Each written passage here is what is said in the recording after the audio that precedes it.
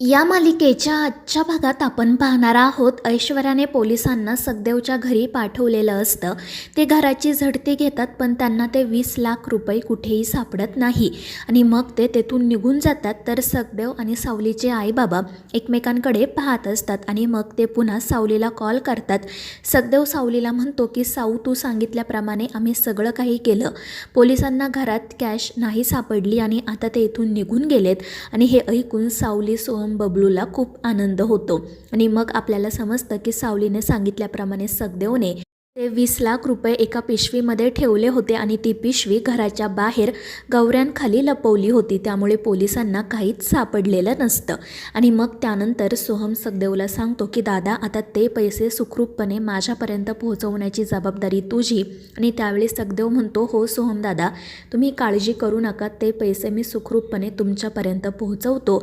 आणि मग ते विठुरायाचा आशीर्वाद घेतात.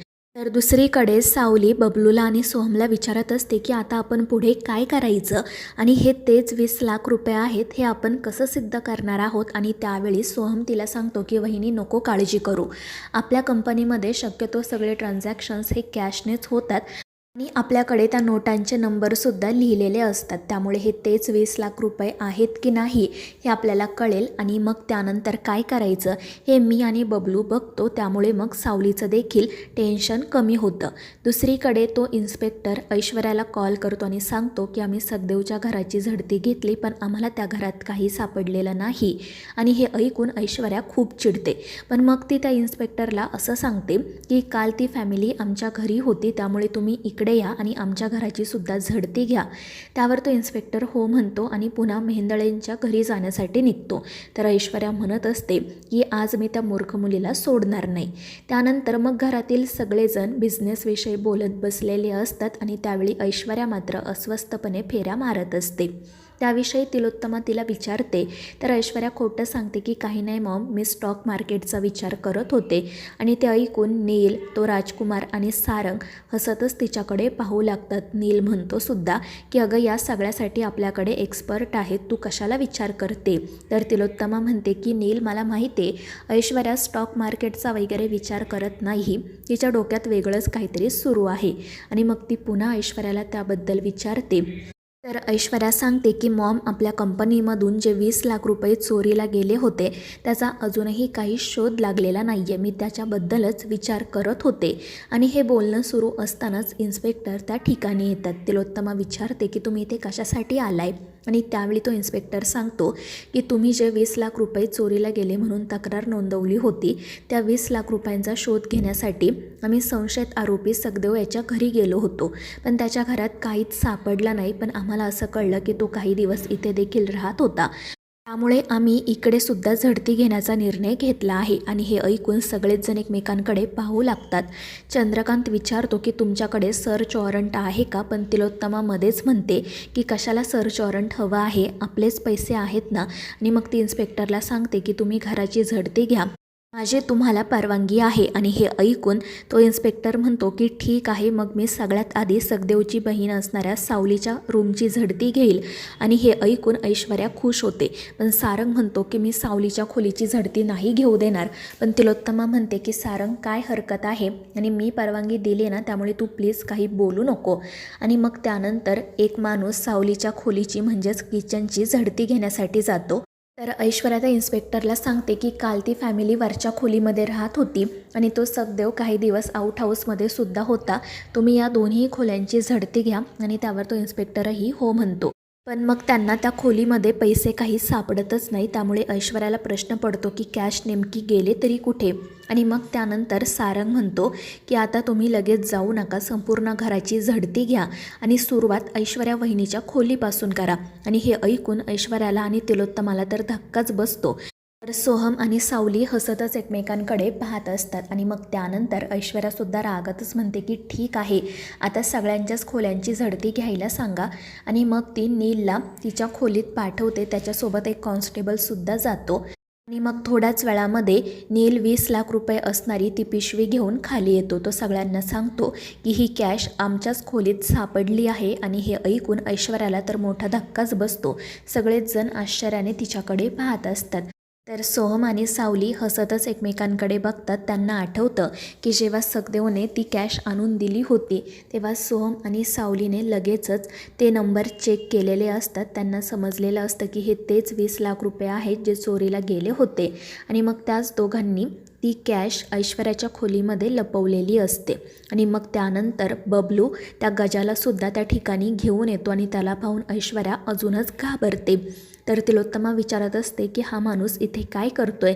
तर सोहम म्हणतो की मॉम हे तुला ऐश्वर्या वहिनीच सांगेल. तर सावली म्हणते हो तिलोत्तमा मॅडम, माझ्या दादाने चोरी केलेली नाही आहे तर त्याच्यासोबत विश्वासघात झाला होता.